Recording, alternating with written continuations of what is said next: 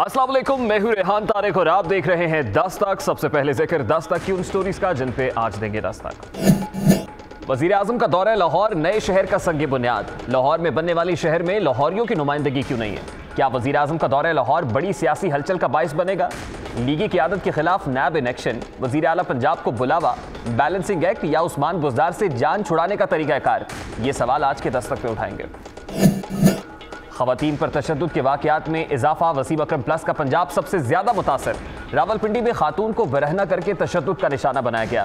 Police मुकदमे की मुद्दई, शहरी ख़वातीन तशद्दुद के वाक़यात की पैरवी क्यों नहीं करते हैं?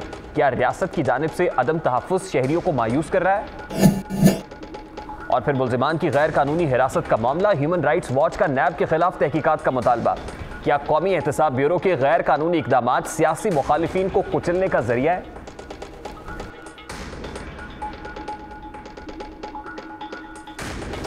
वज़ीर आज़म इमरान खान ने लाहौर का तूफ़ानी दौरा किया है। मुताबिक उनका यह दौरा स्केड्यूल्ड नहीं था, लेकिन प्रायोरिटी बेसिस के ऊपर तरजीही बुनियादों पर वो लाहौर पहुंचे हैं। इसकी बुनियादी तौर पर दो बड़ी वजूहात हैं। पहली बुनियादी वजह यह है कि सियासी मेल मुलाकातें, क्योंकि पंजाब के अंदर जो सियासी माहौल है वो बड़ा गर्म दिखाई दे रहा है। इस हवाले से वज़ीर आज़म पाकिस्तान ने गवर्नर पंजाब से भी मुलाकात की है, वज़ीर आला पंजाब उस्मान बुज़दार से भी मुलाकात की है, और इस हवाले से जो पंजाब के करता धरता हैं, कुछ मिनिस्टर्स हैं जो पार्लिमानी रहनुमा हैं, उनके साथ भी मुलाकात की है। लेकिन दूसरा अहम मकसद नए पाकिस्तान में एक नया शहर बसाना था। लाहौर शहर के अंदर रावी किनारे अब एक नया शहर बसने जा रहा है, जिसको रावी अर्बन डेवलपमेंट अथॉरिटी बनाएगी। रावी अर्बन डेवलपमेंट अथॉरिटी का क़याम भी अमल में लाया गया है, और ये वो मंसूबा है जिसको लाहौर का फ्यूचर करार दिया जा रहा है। इनफैक्ट वज़ीर आज़म पाकिस्तान इसको पाकिस्तान का फ्यूचर करार दे रहे हैं, क्योंकि आज उन्होंने अपनी तकरीर के अंदर भी कहा कि इससे वेल्थ क्रिएशन होगी और इससे रोज़गार पैदा होगा, और ये ऐसा मंसूबा होगा, शाहकार होगा कंस्ट्रक्शन के हवाले से कि यहाँ वर्टिकल ग्रोथ होगी, वर्टिकल बिल्डिंग्स बनाई जाएंगी। वज़ीर आज़म पाकिस्तान आज क्या कह रहे थे, उसकी एक झलक आपको दिखाते हैं। लाहौर को अगर बचाना है तो ये प्रोजेक्ट बनना है। इसके फायदे मैं अब आपको बताता हूँ। क्या पहले तो जो इनिशियल इसका मसला है, लाहौर बच जाएगा, पानी का मसला हल हो जाएगा, एक मॉडर्न सिटी बनेगी जो पूरी जो एनवायरमेंटल कंसर्न्स वो देख के बनाएंगे। 60 लाख दरख्त उगाए जाएंगे यहाँ। पूरा हमने एक फॉरेस्ट एरिया बनाया हुआ है जिधर पूरे दरख्त ग्रीन लाहौर बनेगा, ये जो नया वाला है। और इसके जो बेनिफिट्स हैं वो ये हैं कि इसका जो हम एस्टिमेट कर रहे हैं कि ओवर ए पीरियड इसके ऊपर कितना पैसा, ये कितना बड़ा प्रोजेक्ट है। ये जो प्रोजेक्ट है ये 5 ट्रिलियन रुपए का प्रोजेक्ट है। अब रावी अर्बन डेवलपमेंट प्रोजेक्ट है क्या, इसके सेलिएंट फीचर्स क्या हैं, और किस तरह ये लाहौर का फ्यूचर करार दिया जा रहा है? वज़ीर आज़म पाकिस्तान की इतनी तवक्कुआत इस प्रोजेक्ट के साथ क्यों वाबस्ता है, जरा वो फीचर्स आपके सामने रखते हैं। रावी अर्बन डेवलपमेंट प्रोजेक्ट मंसूबे को 2013 में कंसीव किया गया था। ये प्रोजेक्ट, इसको सोचा गया था। नून लीगी हुकूमत ने मैनहाट नामी कंसोर्शियम को इसकी फिजिबिलिटी तैयार करने का काम सौंपा था। वज़ीर आज़म इमरान खान दौरे लाहौर के दौरान उन्होंने रावी अर्बन डेवलपमेंट प्रोजेक्ट का संग बुनियाद रख दिया है, यानी ये प्रोजेक्ट का संग बुनियाद भी रखा गया है और साथ ही साथ एक अथॉरिटी भी कायम कर दी गई है। रावी किनारे नया शहर 5000 अरब रुपए का प्रोजेक्ट है, यानी एक खतीर रकम से ये प्रोजेक्ट तैयार किया जा रहा है। रावी प्रोजेक्ट में 12 मुख्तलिफ टाउन्स बनाए जाएंगे। दरियाए रावी के साथ मेडिकल सिटी होगा, एजुकेशन सिटी होगा, एक स्पोर्ट्स सिटी कायम किया जाएगा, और फिर इको सिटी बनाई जाएगी, क्योंकि वज़ीर आज़म आज खुद कह रहे थे कि यहाँ पर दरख्त लगाए जाएंगे, और खुसूसन उनका एम्फेसिस जो है एनवायरनमेंट के ऊपर बहुत ज़्यादा है। फाइनेंशियल सिटी होगा यहाँ पर, डाउनटाउन होगा, इनोवेटिव सिटी भी इस मंसूबे का हिस्सा होंगे। मंसूबे की तकमील से 60 लाख लोगों को रिहाइश की सहूलियात मैसर आएंगी। रावी अर्बन डेवलपमेंट प्रोजेक्ट के साथ वज़ीर आज़म पाकिस्तान की बहुत सारी तवक्कुआत वाबस्ता हैं, और वो इसको फ्यूचर करार दे रहे हैं, वेल्थ क्रिएशन की बात कर रहे हैं। ये प्रोजेक्ट मुल्क के कर्जे उतारने के हवाले से बहुत ज़्यादा क्रूशल होगा, इसकी बात कर रहे हैं। लेकिन इस प्रोजेक्ट की एग्जीक्यूशन के हवाले से बहुत सारी चीज़ों को सामने रखने की ज़रूरत है।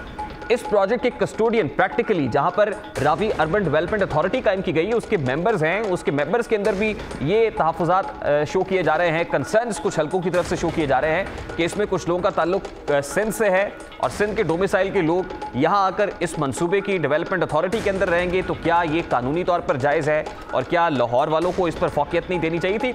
इस तरह की कुछ तनकीद भी सामने आ रही है। लेकिन साथ ही साथ ये भी देखने की ज़रूरत है कि कमिश्नर इस प्रोजेक्ट के कस्टोडियन होंगे, और अभी तक कमिश्नर लाहौर अपॉइंट नहीं हुए। जब मैं आपसे बात कर रहा हूँ, इससे पहले कमिश्नर अपॉइंट हुए आसिफ बिलाल लोधी, और आसिफ बिलाल लोधी को कुछ ही अरसे के बाद उनसे रेजिग्नेशन ले लिया गया, उनको चेंज कर दिया गया इस हवाले से। और आसिफ बिलाल लोधी की अपॉइंटमेंट के पीछे कौन था, उनसे भी इस्तीफा लिया गया। वो वजीर थे, सूबाई वजीर बराए फिशरीज मलिक असद खोखर, जो इस अपॉइंटमेंट के अंदर करता धरता थे। यकीनन कुछ बेनिफिट्स होंगे, कुछ मफादात होंगे, और कॉन्फ्लिक्ट ऑफ इंटरेस्ट के हवाले से पाकिस्तान तहरीक इंसाफ का स्टांस हमेशा बड़ा क्लियर रहा है। आज भी मामलात जो हैं वो कुछ ऐसे दिखाई दे रहे हैं कि ये जो लैंड रावी किनारे है, इसके अंदर मलिक असद खोखर की जो आबाई ज़मीन है वो भी आती है। इसमें साथ ही साथ राय तैमूर भट्टी हैं, जो सूबाई वजीर स्पोर्ट्स और यूथ अफेयर्स हैं, उनकी प्रॉपर्टी भी इसके अंदर है। और एक और MNA है पाकिस्तान तहरीक इंसाफ के, उनकी ज़मीन भी इस एरिया के अंदर आती है। और उसके बाद जब आपने कॉन्ट्रैक्टर्स को कॉन्ट्रैक्ट देना है इसकी डेवलपमेंट के लिए, यकीनन पब्लिक प्राइवेट पार्टनरशिप के जरिए से ही इस तरह के बड़े मंसूबे हो सकते हैं। सरकार इसको नहीं बना सकती। तो ये भी ध्यान रखने की ज़रूरत है कि खुदा ना खास्ता किसी का कोई बेनिफिट इसके साथ तो नहीं जुड़ा हुआ है। अगर बेनिफिट किसी का जुड़ा होता है, कोई कॉन्फ्लिक्ट ऑफ इंटरेस्ट का मामला आ जाता है, तो यकीनन ये प्रोजेक्ट जो है इसकी तकमील के अंदर बहुत सारी रुकावटें हाइल हो जाएंगी, क्योंकि वज़ीर आज़म पाकिस्तान की तवक्कुआत इससे वाबस्ता हैं। तो खुदा ना खास्ता अगर ऐसा होता है तो ये प्रोजेक्ट अपनी टाइमलाइन को मीट नहीं कर पाएगा। ये एक बहुत बड़ा मामला है।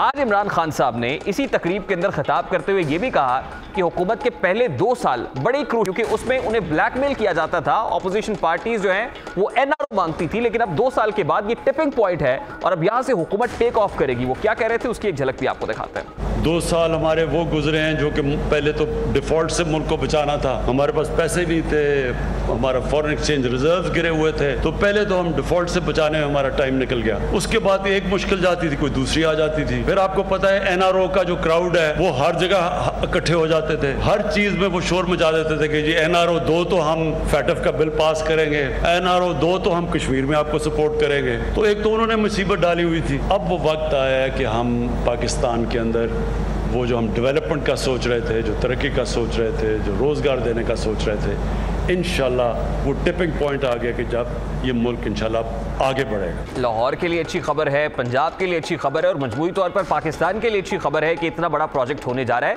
लेकिन वज़ीर आला पंजाब उस्मान बुज़दार की परेशानियों में कुछ इजाफा दिखाई दे रहा है। आज भी तकरीब के दौरान उनकी जो बॉडी लैंग्वेज थी वो बता रही थी कि वज़ीर आला पंजाब उस्मान बुज़दार किसी दिक्कत का शिकार हैं, और खुसूसन नैब की तरफ से उनको तलबी का नोटिस भी भेजा गया है। 12 अगस्त को नैब ने उन्हें बुला रखा है, और जो केस है उन पर, जो इल्ज़ाम है वो ही बड़ा इंपॉर्टेंट है और बड़ा संगीन है, क्योंकि 50 मिलियन रुपए रिश्वत लेकर एक होटल को शराब का लाइसेंस जारी करने का इल्ज़ाम है। This is something very serious.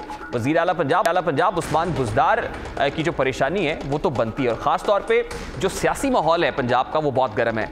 इस हवाले से जो काफ लीग है वो भी मुतहर्रिक है। पाकिस्तान तहरीक इंसाफ की आम इत्तेहादी जमात है, उनके कंसर्न्स भी अपनी जगह पर मौजूद हैं, उनके मुतालबात पूरे नहीं हो रहे, और काफ लीग बड़ी क्लियर है कि अगर उस्मान बुज़दार वज़ीर आला पंजाब नहीं होते तो फिर वज़ीर आला पंजाब की जो ऑप्शन है वो परवेज़ इलाही से बेहतर उनके पास कोई चॉइस नहीं हो सकती, या फिर वज़ीर आला वो होगा जो परवेज़ इलाही को काबिल कबूल होगा। यानी उस्मान बुज़दार की परेशानियां जो हैं वो समझ में आती हैं कि वो क्यों हैं। लेकिन उसके साथ साथ कुछ लोगों का ये भी ख्याल है कि जो उस्मान बुज़दार साहब को नैब ने बुलाया है, साथ ही साथ मरियम नवाज को नैब की तरफ से बुलाया गया, तो यह बैलेंस करने की कोशिश की जा रही है नैब की तरफ से कि वज़ीर आला पंजाब को बुलाया है तो साथ ही मरियम नवाज को बुलाया, तो एक बैलेंसिंग एक्ट हो सकता है नैब की तरफ से। लेकिन साथ ही एक इंपॉर्टेंट बात यह है कि पाकिस्तान तहरीक इंसाफ के 3 अहम रहनुमाओं को आज नैब ने तलब कर लिया है। 15 अगस्त से पहले उनको भी नैब ने बुलाया है, और उन 3 रहनुमाओं में पाकिस्तान तहरीक इंसाफ के MNA मलिक करामत खोखर शामिल हैं, गजनफर अब्बास चीना हैं, और अंसर मजीद न्याजी हैं, जिनको नैब ने तलब कर रखा है। यानी नैब जो है उसकी हवाओं का रुख भी अब कुछ बदलता दिखाई दे रहा है। ये कितना क्रूशल हो सकता है पाकिस्तान तहरीक इंसाफ के लिए पंजाब के अंदर? क्या कोई जो मुश्किलात है पंजाब के अंदर PTI की वो बढ़ रही हैं, हुकूमत की जो मुश्किलात है वो बढ़ रही हैं, क्या इत्तेहादी खिसक सकते हैं? ऐसे बहुत सारे मामलात हैं, और इन तमाम तर सवालात का जवाब जानने के लिए इस वक्त सीनियर सहाफ़ी तज्ज़ियाकार हामिद मीर साहब हमारे साथ मौजूद हैं। बहुत बहुत शुक्रिया मीर साहब आपके कीमती वक्त के लिए। सबसे पहले तो ये बताइएगा कि नैब ने 50 मिलियन रुपए रिश्वत के इल्ज़ाम में वज़ीर आला पंजाब को एक होटल को शराब का लाइसेंस जारी करने के इल्ज़ाम में तलब किया है। बड़ा संगीन इल्ज़ाम है मीर साहब।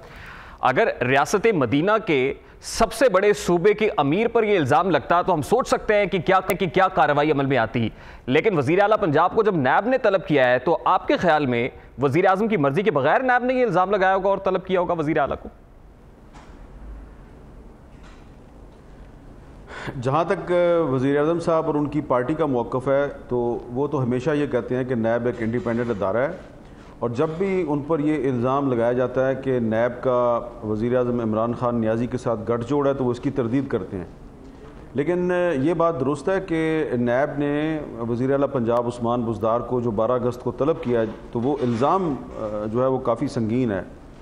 लेकिन मुझे इत्तफ़ाक़ से इस केस से मुतल्लिक़ कुछ डॉक्यूमेंट्स देखने का इत्तफ़ाक़ हुआ है और मैंने वो डॉक्यूमेंट्स देखी हैं, तो मुझे कहीं पर भी उस्मान बुज़दार साहब जो हैं उनके दस्तखत के साथ कोई ऐसी चीज़ नज़र नहीं आई कि जिससे ये पता चले कि उस्मान बुज़दार साहब बराह रास्त इस मामले में मुलव्वस हैं। हाँ, ये हो सकता है कि नैब के पास कोई ऐसा विटनेस हो, कोई ऐसा गवाह हो जो ये नैब को बताए कि उसने ये काम किया और उसको वज़ीर आला पंजाब ने हुक्म दिया था। तो अगर ऐसा होगा तो फिर तो वज़ीर आला पंजाब के लिए मुश्किल पैदा हो सकती है। लेकिन अगर ऐसा नहीं है और जो डॉक्यूमेंट्स मैंने देखे हैं इस केस से मुतल्लिक़ा, अगर सिर्फ उनको सामने रखा जाए तो फ़िलहाल बराह रास्त उस्मान बुज़दार के ख़िलाफ़ नैब के पास कोई सबूत नहीं है। लेकिन आप जानते हैं कि नैब जो है वो एक ट्रांसपेरेंट इदारा तो है नहीं है और इसके बारे में तो सुप्रीम कोर्ट भी कह चुकी है कि ये पॉलिटिकल इंजीनियरिंग करने वाला इदारा है। तो पॉलिटिकल इंजीनियरिंग नैब कर सकती है और उस्मान बुज़दार के साथ भी कर सकती है, और भले उस्मान बुज़दार साहब के ख़िलाफ़ कोई सबूत नैब के पास ना हो, लेकिन अगर किसी ने कह दिया है कि उस्मान बुज़दार को फंसाना है तो नैब फंसा देगी। नहीं, ये कौन कह रहा है कि उस्मान बुज़दार को फंसाना है? क्योंकि इसमें दो किस्म के बयानिए सामने आ रहे हैं मीर साहब। एक तो ये है कि उस्मान बुज़दार को हटाने के लिए एक जवाज़ बनाने की कोशिश की जा रही है। दूसरा बयानिया ये है क्योंकि मरियम नवाज़ को भी उसी दिन नैब की तरफ से तलब किया गया, तो ये एक बैलेंसिंग एक्ट है। तो आपको किस बयानिए में ज़्यादा जान दिखाई देती है? देखें, मुझे इन जो बयानिए आपने दो बयान किए हैं, मुझे इनसे कोई सरोकार नहीं है। मैं तो एक जर्नलिस्ट हूँ और एक सहाफ़ी है और मेरा कोई बयानिया नहीं है। मैं तो जो भी बात करूँगा अपनी इन्फॉर्मेशन की बुनियाद पे करूँगा और जो मेरा तज्ज़िया होगा, एनालिसिस होगा, उसकी बुनियाद मेरी इन्फॉर्मेशन होगी। और मेरी जो लेटेस्ट इन्फॉर्मेशन है वो ये है कि शायद अभी किसी को पता हो या ना हो, आज के दिन में नैब ने पाकिस्तान तहरीक इंसाफ के कुछ मज़ीद अरकान असम्बली को भी नोटिस जारी कर दिए हैं, जिनकी तादाद 1 से ज़्यादा है। जी बिल्कुल, मैं बता दूं सर, उसमें गज़नफ़र अब्बास छीना साहब हैं, मलिक करामत हैं और अंसर मजीद न्याजी हैं। ये 3 लोग हैं जिनका ताल्लुक खुसूसन पंजाब से है, जिनको नैब की तरफ से बुलाया गया है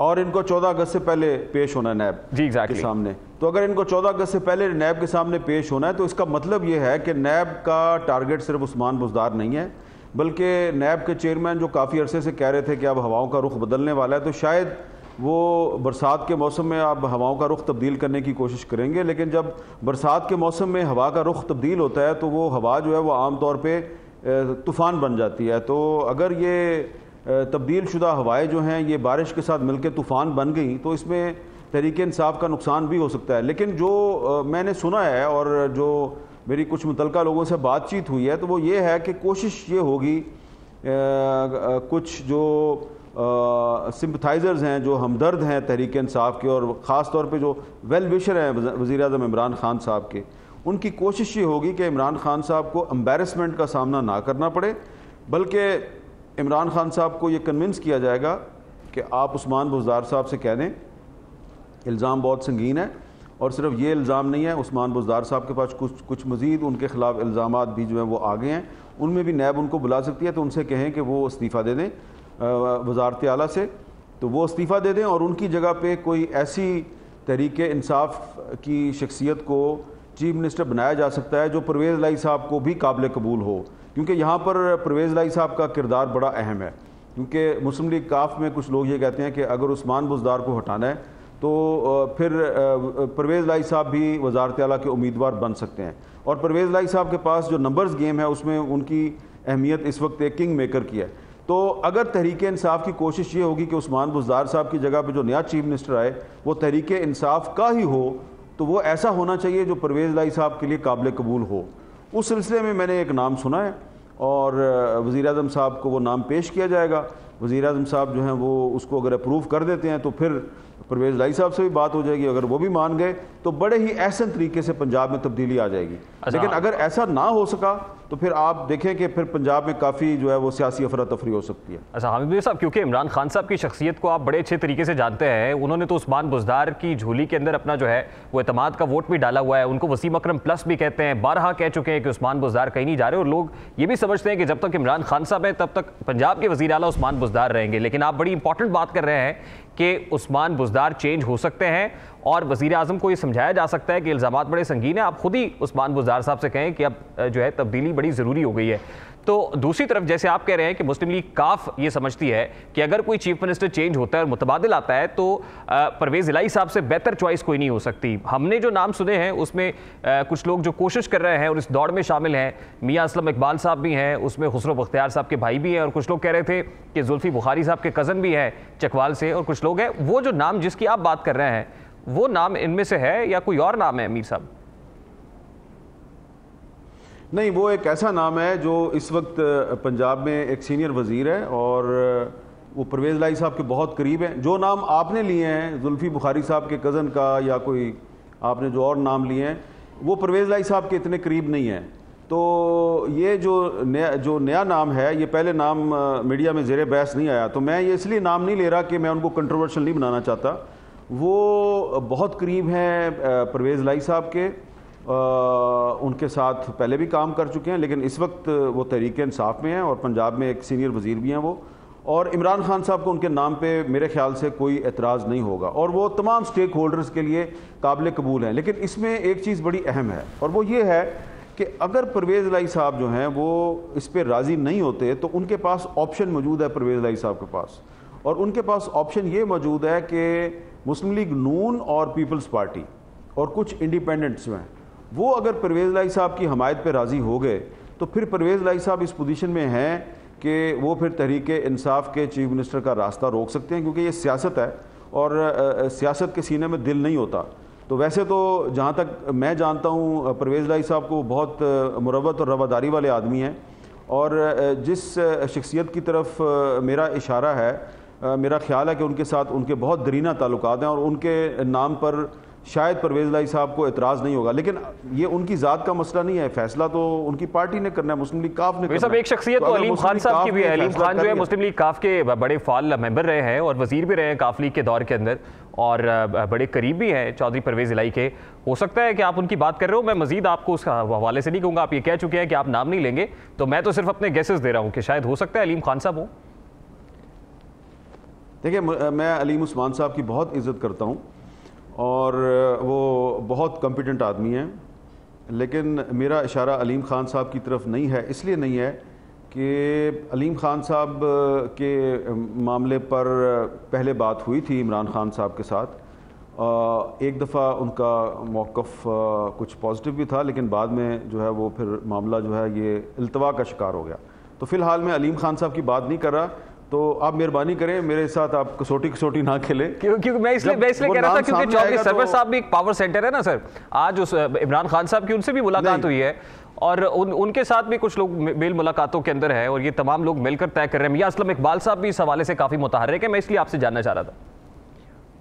नहीं, मियां असलम साहब देखें, ये सारे लोग बड़े मोहतरम हैं, लेकिन जिस मोहतरम शख्सियत की तरफ मेरा इशारा है वो एक तो इमरान खान साहब की तायद उनको बड़ी आसानी के साथ मिल सकती है क्योंकि उनका ताल्लुक पीटीआई के साथ है, लेकिन अगर परवेज़ इलाही साहब की तायद भी उनको मिल गई तो वो पंजाब का राजा बनेंगे। और आजकल के दौर में राजा वही बन सकता है जिसके साथ तमाम स्टेक होल्डर्स हों। तो वो जो स्टेक होल्डर अगर पहले से ही उनके साथ हैं तो उनको ज़्यादा मुश्किल नहीं होगी। लेकिन जो मैं आपको बात कह रहा हूँ वो ये है कि फ़र्ज़ करें कि अगर परवेज़ इलाही साहब उस पर राज़ी नहीं होते तो उनके पास एक ऑप्शन मौजूद है और वो मुस्लिम लीग नून, पीपल्स पार्टी और कुछ इंडिपेंडेंट्स के साथ मिलकर वो तहरीक इंसाफ के मुकाबले पर आ सकते हैं और वो भी वज़ारत आला के उम्मीदवार बन सकते हैं। तो लिहाजा इस वक्त हम ये नहीं कह सकते कि जनाब अगर उस्मान बुज़दार साहब से इस्तीफ़ा ले लिया जाता है तो तहरीक इंसाफ बड़ी आसानी के साथ अपना बंदा जो है उसको चीफ मिनिस्टर बना लेगी, क्योंकि अगर परवेज़ इलाही साहब के साथ मुस्लिम लीग नून खड़ी हो जाती है और पीपल्स पार्टी भी खड़ी हो जाती है तो फिर वो भी एक ये बड़ी इंपॉर्टेंट बात कर रहे हैं आप मीर साहब। अगर ये बड़ी इंपॉर्टेंट बात कर रहे हैं कि पाकिस्तान मुस्लिम लीग नून और कुछ इंडिपेंडेंट्स भी अगर काफ लीग के साथ कांधे से कांधा मिलाते हैं तो फिर वो भी बड़े तगड़े उम्मीदवार हो सकते हैं। क्या पाकिस्तान मुस्लिम लीग नून को ये ऑप्शन काबिल कबूल होगी? क्योंकि एहसन इकबाल साहब पंजाब बचाओ तहरीक का ऐलान भी कर चुके हैं, आपको याद होगा ईद से पहले, और पंजाब के राजा के हवाले से जब आप बात कर रहे हैं तो मुझे वैसे ही वो राजा यासिर हुमायूं सरफराज भी याद आ गए थे। नहीं, वो राजा यासिर हुमायूं भी नहीं है एक और राजा है। अब राजा पे आप आ ही गए हैं तो एक और भी राजा है और वो ज्यादा सीनियर राजा है और वो परवेज़ इलाही साहब का दरीना साथी जी, वो फिर राजा बशारत की बात कर रहे हैं आप सर। अभी तक उस चलें, अगर आपने कोई नाम ले लिया तो मैं इसकी तरदीद तो नहीं करता। मुस्लिम लीग नून के अंदर एक विंग तो वो है जो शायद खकान अब्बासी का है, दूसरा ख्वाजा आसिफ या शहबाज शरीफ साहब है जो 9 महीने के बाद पार्लियामेंट हाउस के अंदर आए थे। तो आपको यहाँ पर भी कोई डिवाइड दिखाई देती है और आगे सूरत क्या बनती हुई दिखाई दे रही है आपको, मरीम नवाज ग्रुप और फिर शहबाज शरीफ ग्रुप? नहीं, देखिए ये मुस्लिम लीग नून जो है उसमें सिर्फ एक ही ग्रुप है और उस ग्रुप का नाम है नवाज शरीफ ग्रुप। अल्टीमेटली शायद खकान अब्बासी हों या शहबाज शरीफ साहब हों, उन सब ने उसी तरफ जाना है जिस तरफ नवाज शरीफ साहब इशारा करेंगे। लेकिन आप लोग सिर्फ माजरत के साथ हर्जा मुस्लिम लीग नून के अंदर ग्रुप बंदी की बात करते हैं। कल का जो इजलास था उस इजलास में पीपल्स पार्टी के अंदर भी ग्रुप बंदी नजर आई है। और मैं आपको ये बता रहा हूँ कि पीपल्स पार्टी के एक सीनियर सेनेटर जो रजा रबानी साहब हैं, उन्होंने जो कल बिल मंजूर हुआ है उस बिल की जो कुछ क्लॉजेज हैं उनको सपोर्ट नहीं किया और उन्होंने उसको वोट नहीं दिया। और जानने वाले जानते हैं कि रजा रबानी साहब का ये ख्याल है कि इस बिल के तहत जो गैर मुल्की ताकतें हैं उनको ये इख्तियार दिया गया है कि वो पाकिस्तान से किसी भी कैदी को कुछ अरसे के लिए तहकीकात के लिए अपने मुल्क में बुला सकते हैं। तो रजा रबानी साहब का ख्याल है कि ये बिल जो है इसके कुछ हिस्से जो हैं वो पाकिस्तान की जो सॉवरेनिटी है, खुद मुख्तारी है, उसके ख़िलाफ़ हैं, लिहाजा उन्होंने इसको सपोर्ट नहीं किया। तो इसमें सिर्फ मुस्लिम लीग नून का मसला नहीं है, इसमें पीपल्स पार्टी के अंदर भी बहुत से लोग जो हैं वो इस बिल के ख़िलाफ़ थे। लेकिन जिस तरह मुस्लिम लीग नून की क़यादत को ऊपर से कहा गया कि आपने इस बिल को सपोर्ट करना है, इसी तरह पीपल्स पार्टी की क़यादत को भी ऊपर से कहा गया कि आपने उसको सपोर्ट करना है। ठीक है, बहुत बहुत शुक्रिया हामिद मीर साहब आपके वक्त के लिए। सीनियर सहाफ़ी तज्ज़ियाकार हामिद मीर हमारे साथ मौजूद थे, उनकी गुफ्तगू आपने सुनी, बड़ी इंपॉर्टेंट बात कर रहे हैं पंजाब में तब्दीलियों के हवाले से भी और जो अल्टरनेटिव हो सकता है उस्मान बुज़दार का, उस पर भी उन्होंने बात की है। ब्रेक के बाद जब वापस आएंगे तो उस्मान बुज़दार के पंजाब के अंदर इस वक्त क्राइम रेट क्या है, ख़वातीन के लिए पंजाब कितना गैर महफूज है, बच्चों के लिए कितना गैर महफूज है, एक इंतहाई दिल दहला देने वाला वाक़या है, वो आपके सामने रखेंगे इस ब्रेक के बाद हमारे साथ।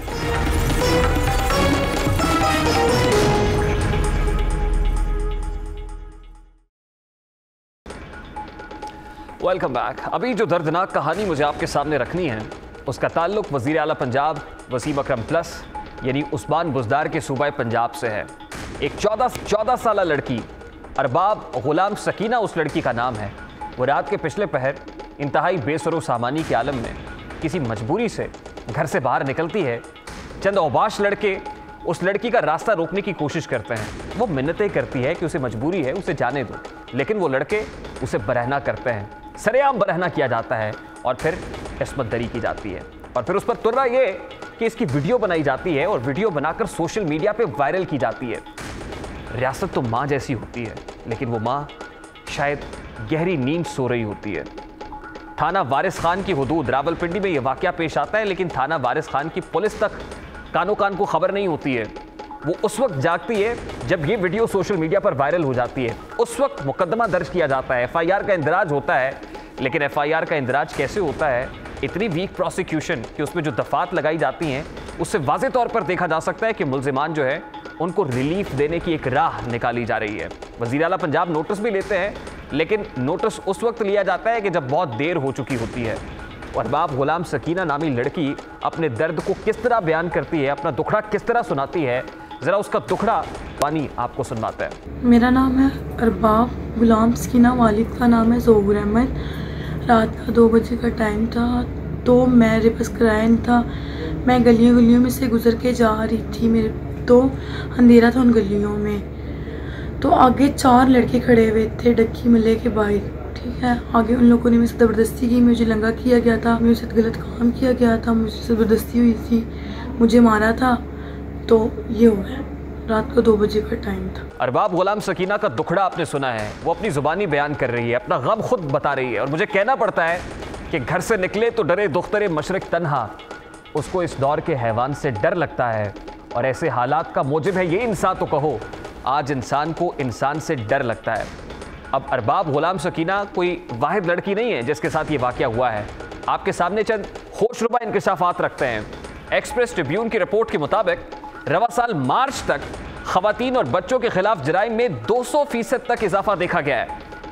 ख़वातीन के खिलाफ जराइम में सूबा पंजाब सफ़े अव्वल में रहा है। उस्मान बुज़दार का सूबा पंजाब पहले नंबर पर है।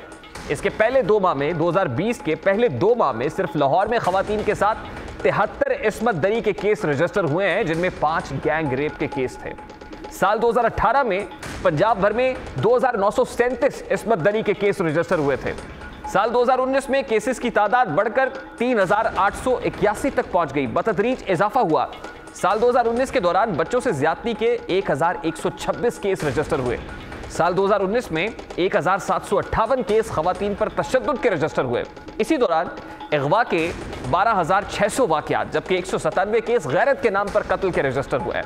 अब ये पंजाब का किस्सा है, ये पंजाब के होशरुबा इंकशाफात हैं, ये होश उड़ा देने वाले इंकशाफात हैं और पंजाब पुलिस की कारकर्दगी पर भी एक सवालिया निशान है। वो पुलिस जिसको कहा जा रहा था कि केपी के तर्ज की पुलिस बनाई जाएगी, पुलिस इस्लाहात लाई जाएंगी, पुलिस का यूनिफॉर्म तो बदल गया, पंजाब के अंदर 5 आईजीज भी तब्दील हो गए, लेकिन थाना कल्चर नहीं बदल सका, पुलिस नहीं बदल सकी।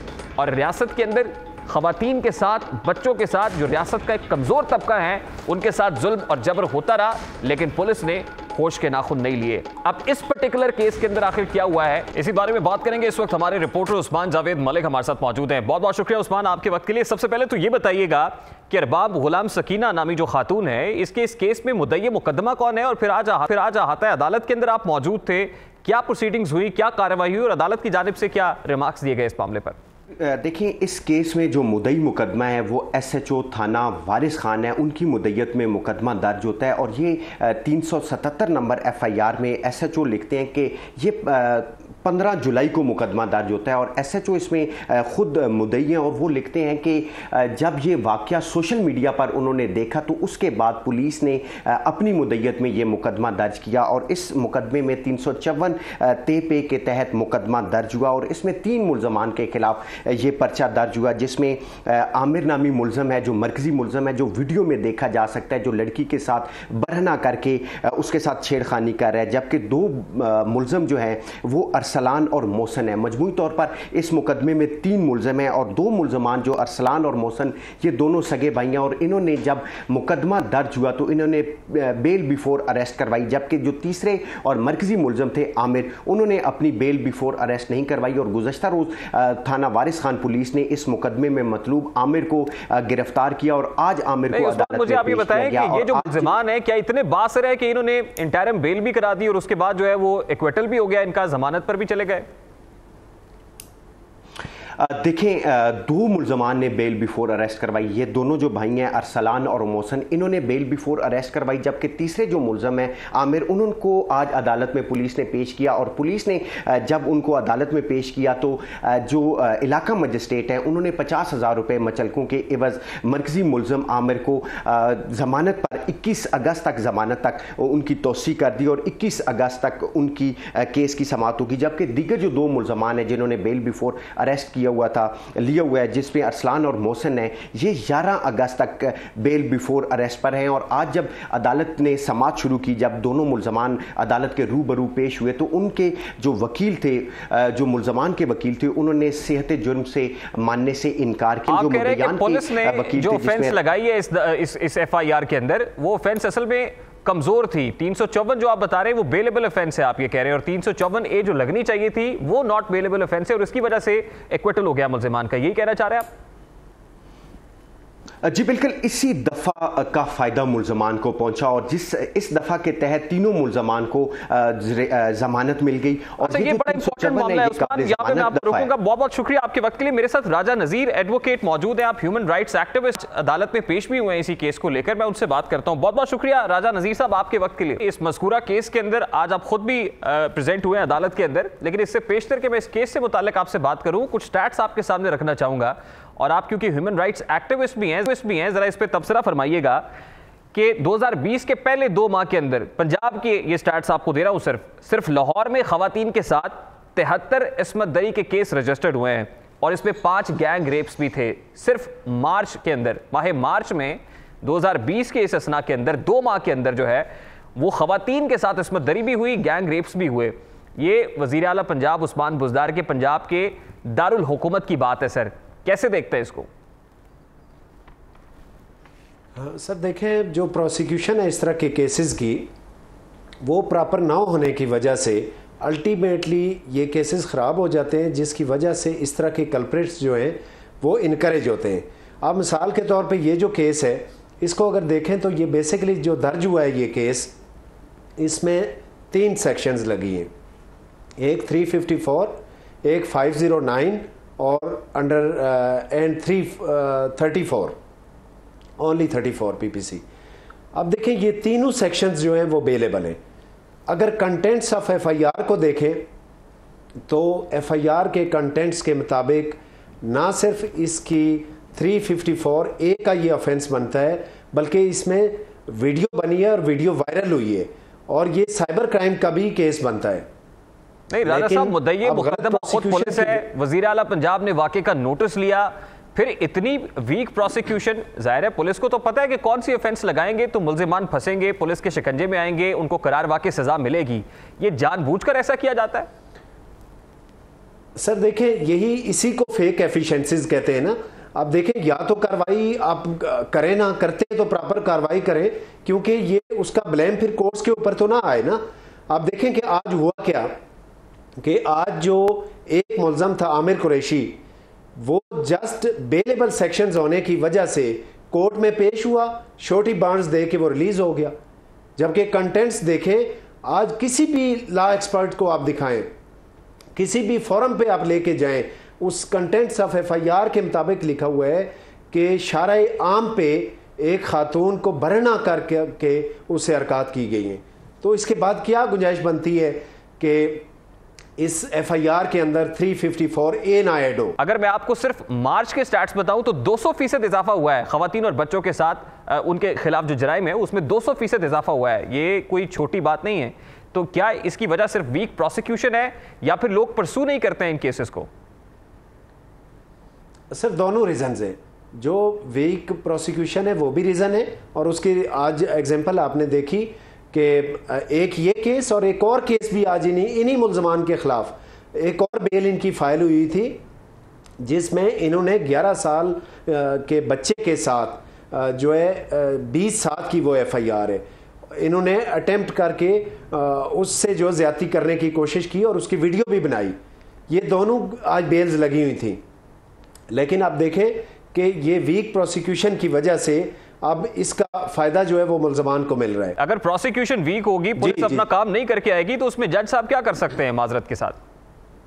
जी सर, यही मैं कह रहा हूँ कि देखें, आज हमारा मौक़िफ़ जब ये था कि रेलिवेंट सेक्शन नहीं लगी तो जज साहब ने हमें मौका दिया उसके लिए, लेकिन वो मौका दे सकते हैं, वो SHO या पुलिस के हाथ पकड़ के उन्हें उनसे सेक्शंस तो नहीं ऐड करवा सकते। तो ये पुलिस का, प्रोसिक्यूशन का, ये स्टेट का काम है कि इसके अंदर जो रेलिवेंट सेक्शन है उसको ऐड किया जाए। बिल्कुल ठीक है। बहुत बहुत शुक्रिया राजा नज़ीर साहब आपके वक्त के लिए। राजा के ह्यूमन राइट्स एक्टिविस्ट हैं, इस केस के अंदर प्रेजेंट भी हुए हैं, उनकी गुफ्तगू आपने सुनी। असल में वीक प्रोसिक्यूशन है और पंजाब के अंदर पुलिस को जिस तरह से चलाया जा रहा है ये ऐसे ही चलती आ रही थी। हमें तो आम इंतखाबात 2018 से पहले बताया गया था कि पुलिस का कल्चर तब्दील होगा, रीवैम्पिंग होगी, रीस्ट्रक्चरिंग होगी और एक ऐसी पुलिस होगी जो फ्रेंडली पुलिस होगी और पुलिसिंग का इन्वायरमेंट क्रिएट किया जाएगा। लेकिन पंजाब के अंदर जिस तरह से पुलिस के मामला चलाए जा रहे हैं, रियासत होगी माँ के जैसी, लेकिन रियासत माँ जैसी दिखाई नहीं दे रही है, क्योंकि जिस रियासत के अंदर खवातीन के साथ, मासूम बच्चों के साथ इस तरह के वाकयात पेश आएँ और उनकी शरह में आए रोज इजाफा ही देखा जाए और वो बढ़ते ही चले जाएं और रियासत कुछ ना कर पाए। प्रोसिक्यूशन की जो कंडीशन है वो आप देख रहे हैं कि वीक उसके अंदर ऑफेंसेस लगाई जाती हैं, मुल्जिमान को पूरा मौका दिया जाता है कि वो इससे एक्विट हो जाएं, इससे उनकी जान खलासी हो जाए। जब तक ये होता रहेगा तब तक रियासत अपने शहरियों को, खुसूसन खवातीन को, बच्चों को, जो कमज़ोर तबका है माशरे का, उनको कभी भी तहफ़्फ़ुज़ फराहम करने में कामयाब नहीं हो सकेगी। एक ब्रेक लेंगे जी, ब्रेक के बाद जब वापस आएंगे तो गुफ्तगू को कंटिन्यू करेंगे हमारे साथ।